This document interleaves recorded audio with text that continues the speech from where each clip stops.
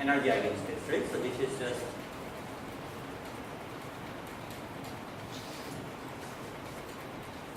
x k k e to the power minus h b k x0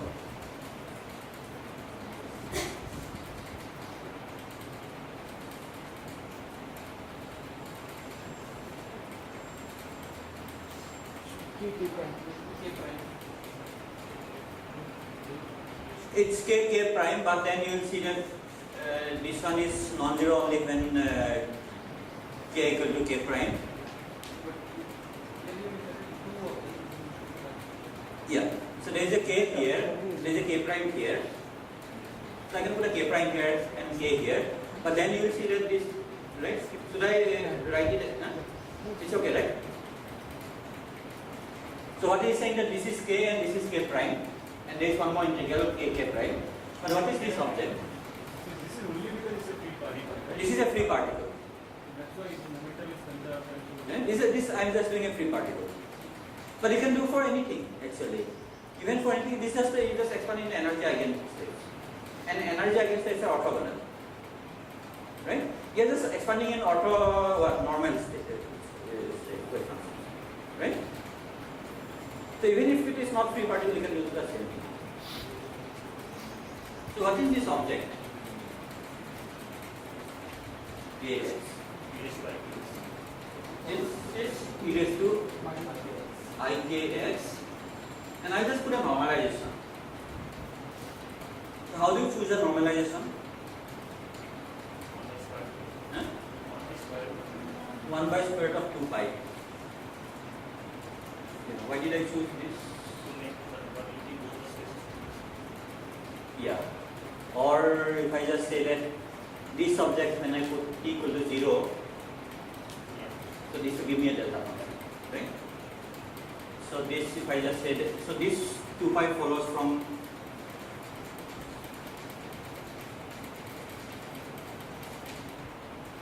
right? So is it a free particle? Huh? Is it a free particle? It's a free particle. Yeah. So far it's a free particle. This is diameter here. Right? This is diameter. So this condition actually fixes my normalization constant. So I just put it here. So what do I get? Plus infinity.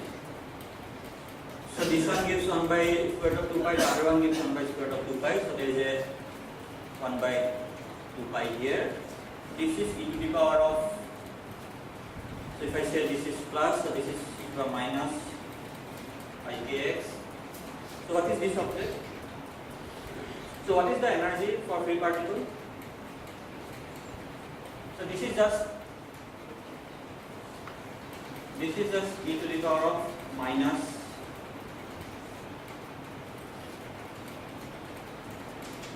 EKT, right? So what is the energy? So energy is just EK is h cross k square by 2m, and h cross square by 2m I will put it d. So this is just dk square. So e to the power minus dk square by, yeah, it's the minus dk square. There is t also, and then e to the power of I 0 and 0, right? So this integral actually you can do, and you have done it.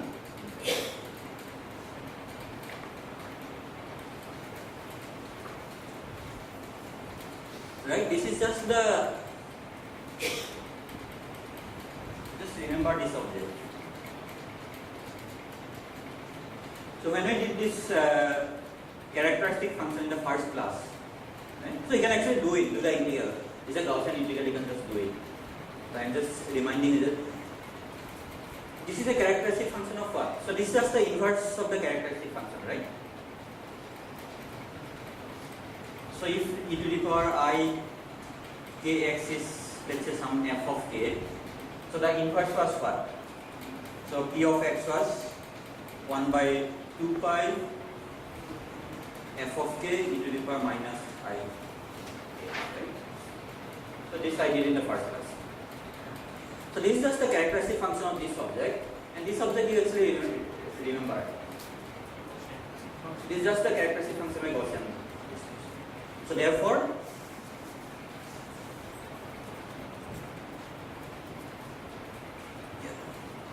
so I don't have to actually tell that I can actually do the integral and this thing, but it's actually useful to remember at least the Gaussian integral, right? Because it appears again and again. So again and again you don't want to complete the square and do the integral. So if you remember it, so this if you do the integral, it becomes what?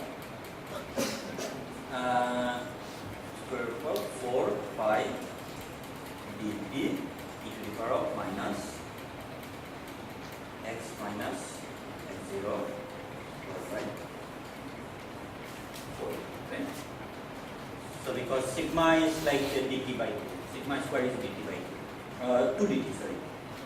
Because there it was like e to the power minus sigma square k square by 2 plus I mu k. So I is not k. When I calculate the characteristic function for Gaussian, I so this was right. So sigma square is equal to 2. So what I did is actually basically derive the same formula which, so this is this one. So this one is therefore equal to 4 pi dt minus x minus 0 divided by 2.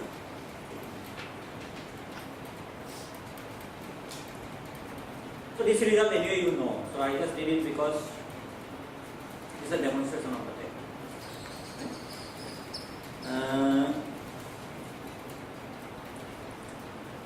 So now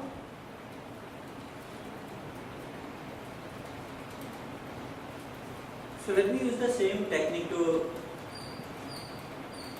derive the survival probability. So let me just derive the same technique for a survival probability.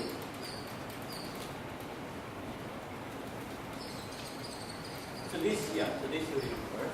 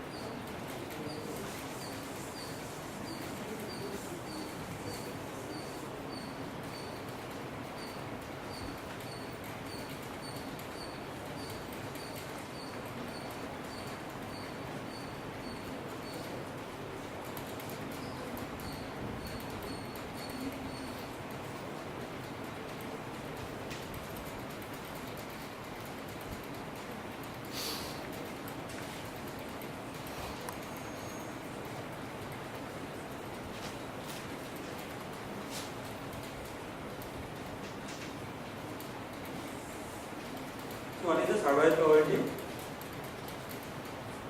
So that you know for a discrete case, right? Motion series. So here discuss. It says that suppose there is a Brownian motion which starts from some point x0. So what is the probability that? So this is, let's say, x equal to 0. So it's the origin. So you can take actually it to be anything because it's actually translationally invariable. So let me just put the origin, this point to be 0. Right? This is what is the probability that if I take a Brownian motion, it doesn't cross the origin up to time t. Right?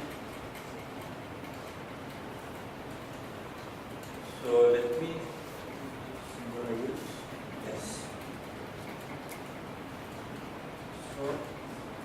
S x0 t is the probability that occur does not cross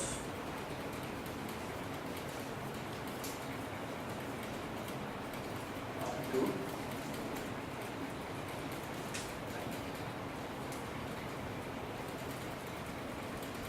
n.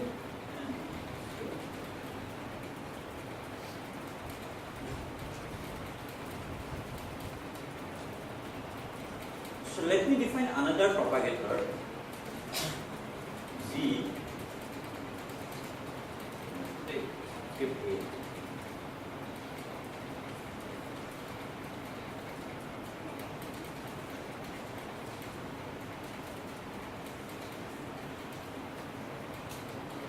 This is the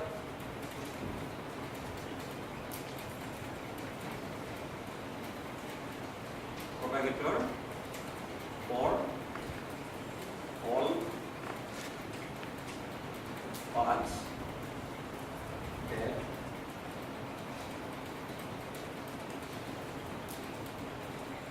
do not cross.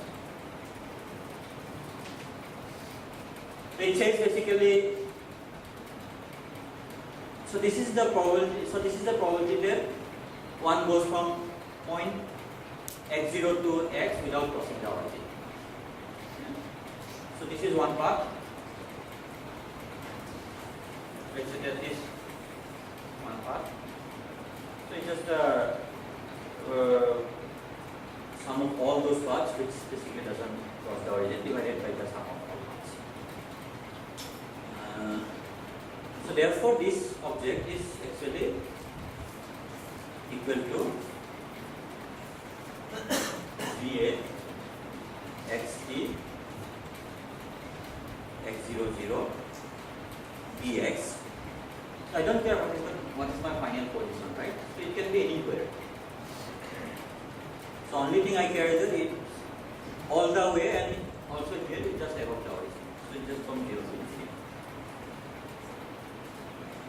So therefore I need to calculate this propagator.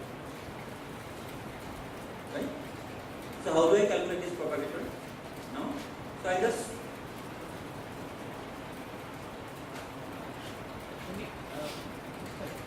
GA of this thing is equal to the integration. What is the so G sub S A is some propagator. So this is a propagator of all paths which doesn't cross the origin, right? Yes.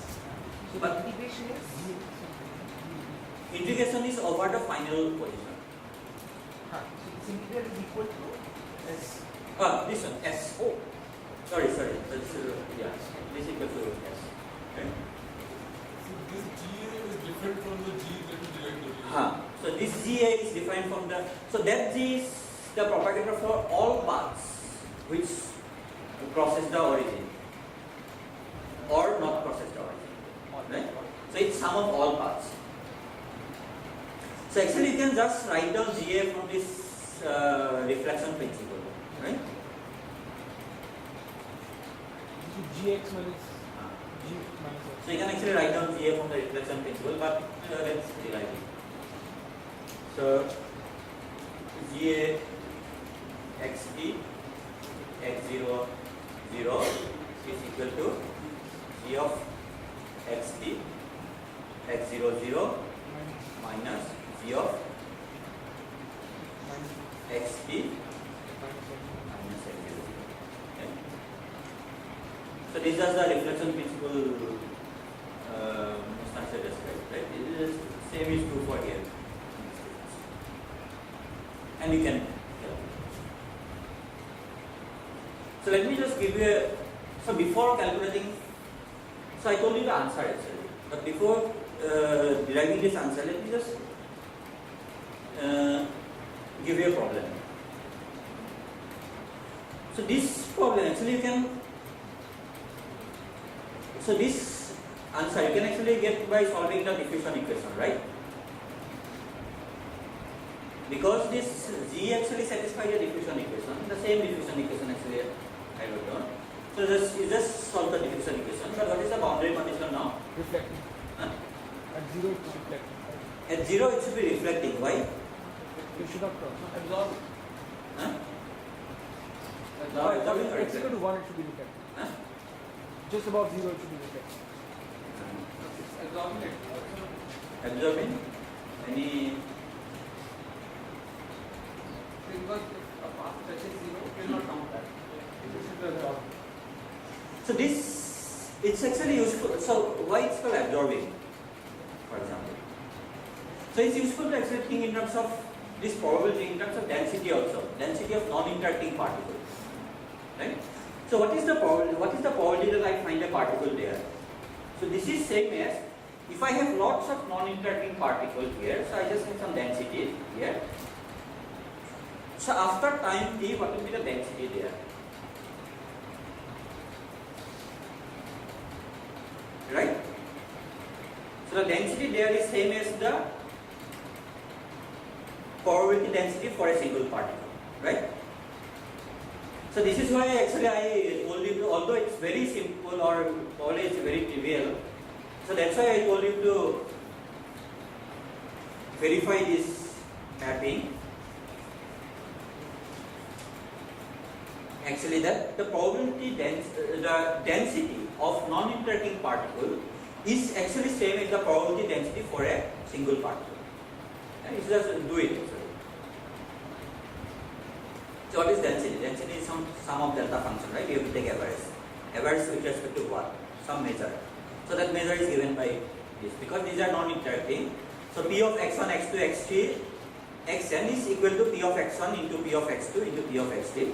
And if you just evaluate the thing, you find that density is equal to actually probability density. Right? So it's not hand waving, it's just you can just show. So therefore, so if I want to find a probability that a particle goes from here to there without crossing the origin, so that is equivalent to finding that if I have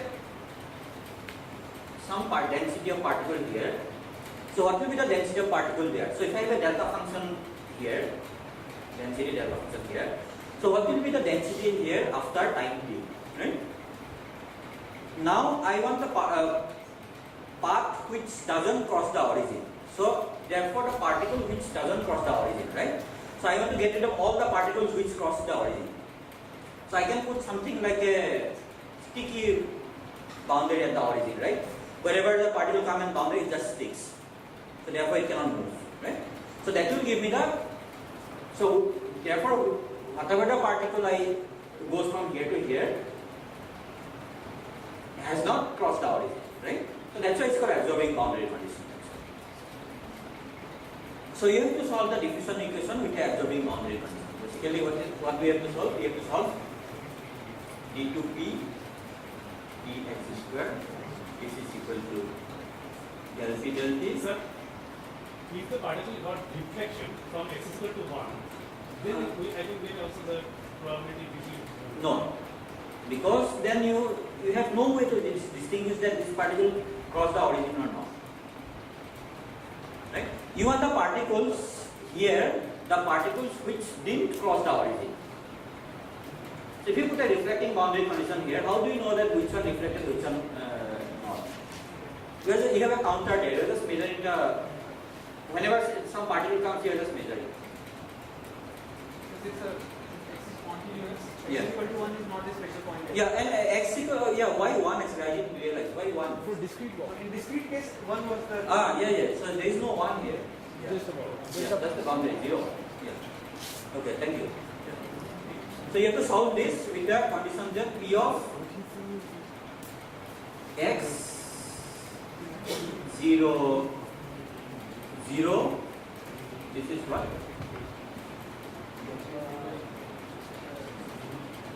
Dirac data is. So this is Dirac tensor.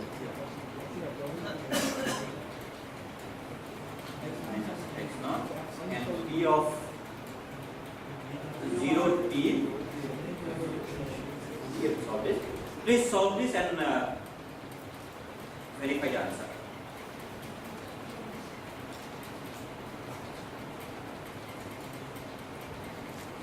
I want you to solve it actually, because you can actually again give the same argument, saying that since this is a solution of this, so I don't want to give you arguments, right? I want you to solve it. So you can actually give the same argument. Since this is a solution of a diffusion equation, and the solution doesn't depend on the initial position, right? So this is also a solution of the diffusion equation. And so therefore, if any linear combination of the solution is also a solution of the diffusion equation, and I want the solution which is 0 at x equal to 0. So the best way to get is basically I just subtract these two. Right? So I don't want to give that argument. You to give that argument. You have to actually solve this problem with the boundary things. Okay. So let me just.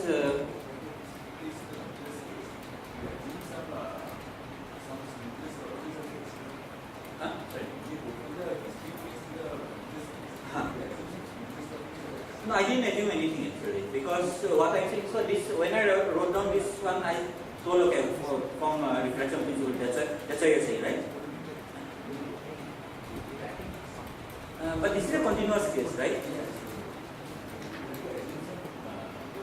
Because I have not discussed anyway a discrete case, right? I'm in the continuous case, and I just derive the Stochastic equation in the continuous case, right? It's fine, right? Or no? Yeah. Smoothness of what? Okay. Sir, do you want to measure the curve? So do you want to measure that to ensure that the particles do not cross the origin, and for that reason you want to take the observable? No, I don't want to ensure that particles do not cross the origin. I want to measure the particles, I want to measure those particles which didn't cross the origin. So if you want to ensure that particle doesn't cross the origin, then you put a reflecting boundary condition, right? You just put particle in a box. For example, particle cannot go out of the box, right? So that ensures that particle cannot go out of the box. So that's a reflecting boundary condition.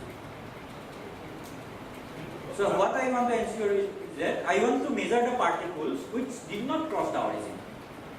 I want to just measure only those particles which did not cross the origin.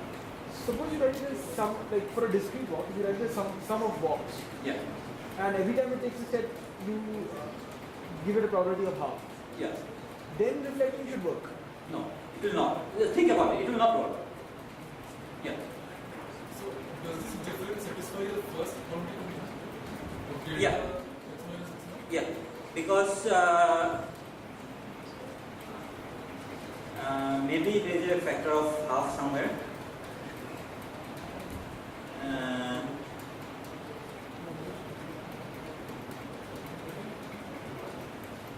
Yeah, it satisfies because it satisfies actually. There is no factor of half. Because at p equal to 0, this gives me delta x minus x0, this gives me delta x plus x0. But I know that I start from x0. Yeah, so there is no factor. Does the observed boundary condition correspond to p equal to 0 at that point? P equal to 0 at? P 0 t equal to 0? At all time greater than 0. Right? Yeah. Does this correspond to observed boundary condition? That corresponds to absorptive boundary condition. So if you have a refracting boundary condition, or let me just put it in a different way. P of x t at x equal to 0, this is equal to 0. So if you have a refracting boundary condition, so what is the boundary condition? Then the derivative should vanish at x equal to 0. So that's the reflecting boundary. Yeah. So let me just proceed for the So that you should derive.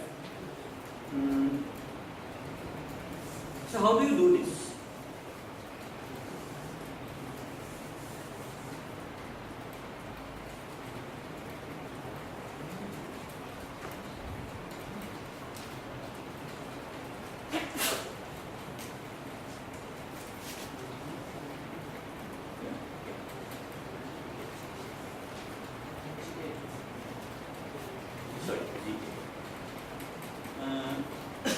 So what is GA actually?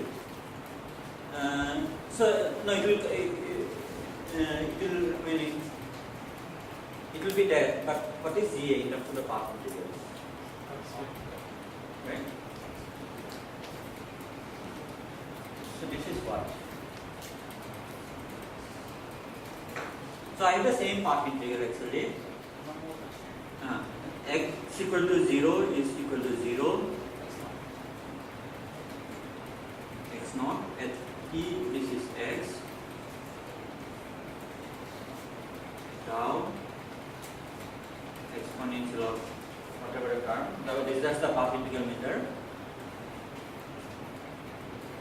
And then I have one more condition. X tau is greater than 0, right? So this is from tau equal to 0 to t, theta of x tau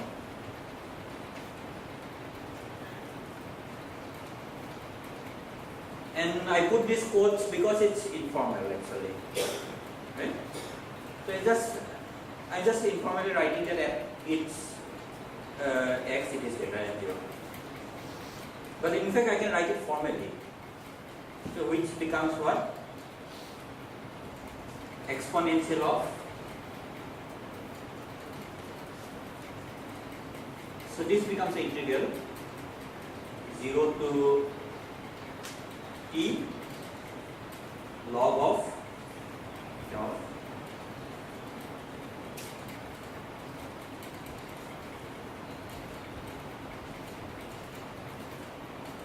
Right?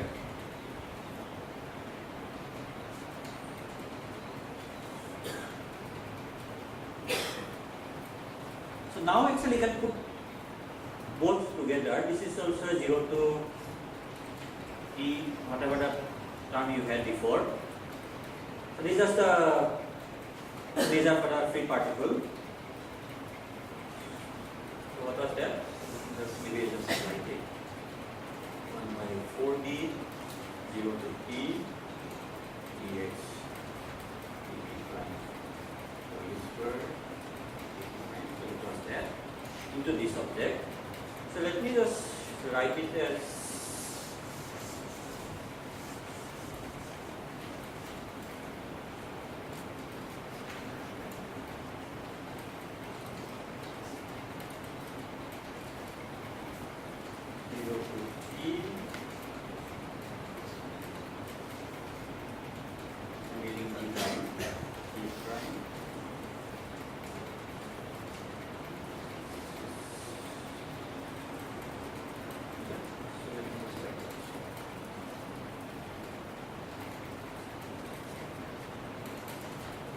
so what is this potential V now?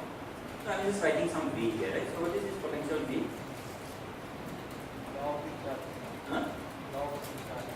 Log of this thing, and I put a minus sign here, so minus log of this thing. So what is the potential? So V of x is what? So if x of tau is greater than 0, so this is 1, so this is 0, right? So this is 0 if x is greater than 0. And if x is less than 0, so this is 0, so minus infinity, and then there is a minus sign, so this is equal to infinity.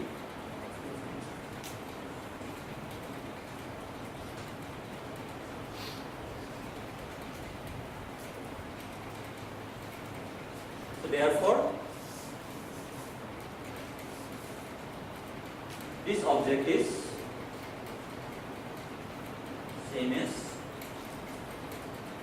x e to the power minus ht x0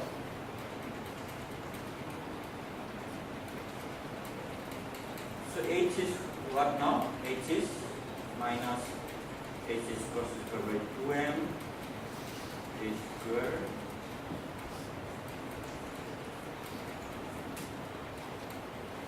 How did you get the integral over t on the t function? Huh? Integral over t. Or when you are writing it the potential. So theta you wrote it as. So So the theta function was only theta x function of t. X- No explicit t dependent in theta. yeah. So how do you get Huh. the So what was the function? So this I wrote it like something, right? Tau equal to 0 to t, theta of x. So this was a